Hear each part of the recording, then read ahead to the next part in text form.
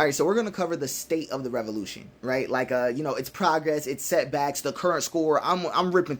All right, so right now, I would argue it's in its early stages, right? The revolution's in an early stage, right? Signs of resistance, but we're in a race against corporate feudalism from locking in total control. Like, it's a race against time. So where are we? We got some signs of progress, which is all cool. Workers are fighting back. Elites are making mistakes. The alternative systems are going. That's cool. That's cool. That's cool. I like to see it. We do have signs of regression. We have AI, financial control, and billionaire influence that is expanding rapidly, right? Currently, I would put us at like 28%. We're like 28% out of 100, and the corporations are 65% out of 100.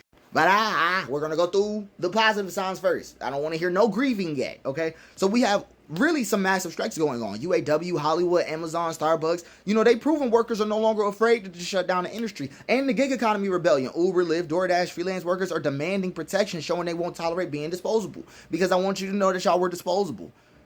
I want you to know y'all were deeply disposable. And bare minimum Mondays, right? And quiet quitting, people are rejecting the old work for life mentality, right? The elites are making big strategic mistakes right now. Billionaires are overplaying their hands. Musk, Bezos, Zuckerberg, they all moving too fast and don't want to slow down this weekend. Automation, layoffs, extreme corporate control, they're exposing their true intentions. We didn't even know to have beef with some of these people until they started acting weird, right? Trumpism is a good way to see you. It's a good way to see your opponent sometimes, right? And it fractured the right-wing working class, which was important, right? Many Trump voters, right, expected economic populism, but instead they got tax cut for billionaires. Instead, they got no real economic relief. And now they're going to question the system even more than before because inflation going to go up at least 5% every year, at least right now. You think it's going to slow down with this much volatility, this much tariffs? You think inflation going to slow down?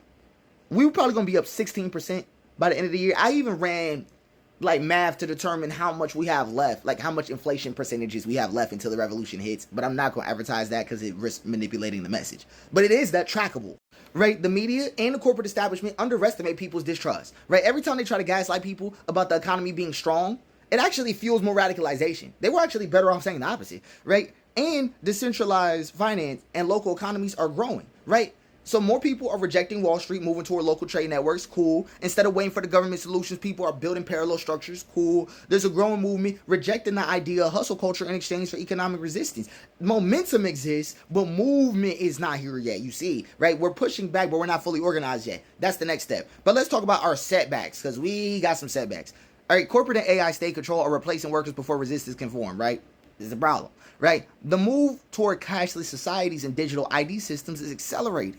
Right, corporate and government surveillance is expanding under the guise of safety, right? And there's no unifying revolutionary ideology yet.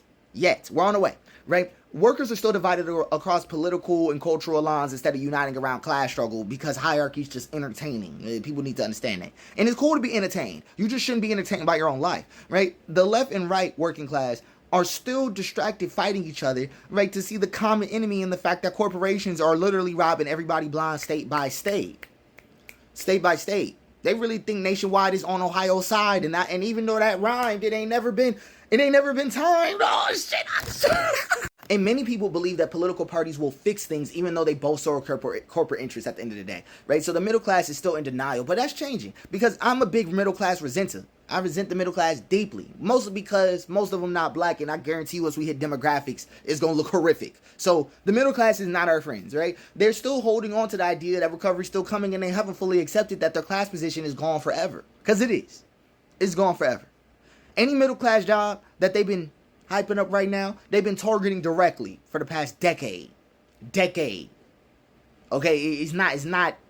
it's not here anymore, and that's something they're going to have to realize. As layoffs, debt, and homeownership collapses continue, this is going to shift. The biggest challenge is that the system will lock in control before people realize they have no way out. So think of it like a crumbling building, and then Elon just snaps the door shut right before and you get crushed. That type of deal. That's what they want to do, right? The workers don't organize fast enough. Corporate feudalism will have a chance to solidify first. So I would argue that if we're talking about just what it's looking like, Corporate feudalism's progress is like at 65%. We got the financialization and monopolization complete. We got the middle class shock absorber complete. Right now, that's their phase 1 and 2. Phase 3 is the AI controlled labor and financial tracking. That's in progress. Right? Phase 4, full digital currency and social control. See, Florida done banned CBDCs, right? It's like this digital currency, right, that replace money. They banned it. They gonna undo that ban when it's more convenient. It's just not convenient right now. Florida people don't always get the most education, and they do that on purpose, so they trying to play a lot of games right now. If we reach phase 4 before resistance fully forms, the game is over. It's done. We might as well blow it all up. Okay? And now when I say it, talking about small things. You see yourself in that hit dog's holiday. Right? Now, the revolution's progress is at 28%. Right? Public awareness and mass disillusionment is literally in progress right now. Mass worker resistance is starting but not unified. Alternative economic and political structures are weak but growing. And direct challenge to corporate rule has not started yet. If we reach phase 4 before corporate, we need to reach phase 3. Right, which is alternative economic and political structures before corporate feudalism reaches phase 4. See, the thing is that they want us to play in this game. They want the revolution to come. They want them to come, then the revolution to come, to refresh their ideology and to provide legitimacy to themselves.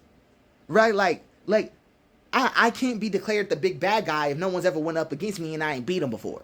So I'm gonna go over the best case scenario. Best case scenario to me, revolution advances to 50% by 2030. Middle class fully collapses. Right.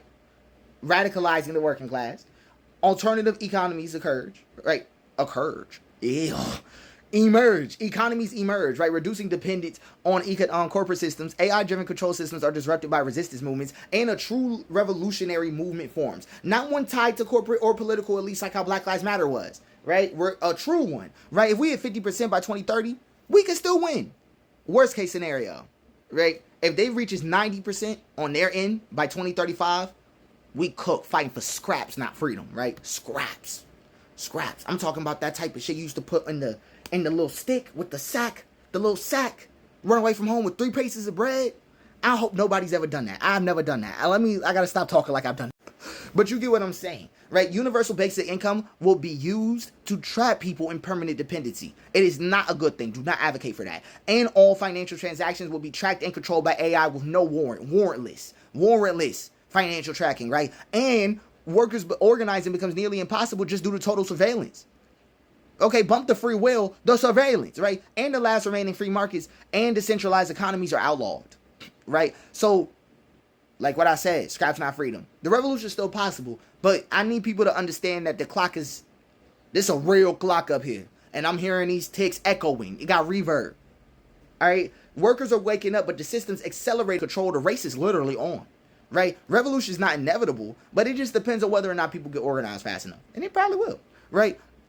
Corporate feudalism is inevitable if people remain passive. I need people to get that. The next 10 years decide whether or not workers take back control or become permanent tenants in their own lives. Right? This is a now or never scenario. I need people to also understand this is not like Rome. This is worse than Rome has ever conceived of ever. It's gonna affect 8 billion people, and the type of American collapse would occur within months, maybe weeks. It won't take that long. Like that's what I need people to understand. Like, it would be a boom. Okay, it'd be huge. All right, I have 2 models or simulations that ran on this, which was like the digital outcast crisis and the I think it was like one where they turned all of your debt into like a national sovereignty asset and then put it in that in the sovereign wealth fund that he wanted to open up, and now your debt was in the sovereign wealth fund, so the United States makes more money off of your debt existing, like that interest rate off of you paying your debt. The government would be like, my GDP went up, oh my god, look how many people are in debt, look how many slaves I have. My bad. But you get what I'm trying to say, though. They got options. But I need people to understand that we got to develop some options, right? So, I'm not pro-revolutionary. I think you could just walk out of the system at any time, honestly, right? Because a person who's like, let's say even irrelevism and all this, a person irrelevant wouldn't be affected by this at all. They just leave. They'd be honoring. They would be helping everybody on the build back up. So, that's my scorecard. Let me know if your scorecard is different. Of course, I'm not the authority on this, but I absolutely know, given the points that I've been allocating, we need some actual energy.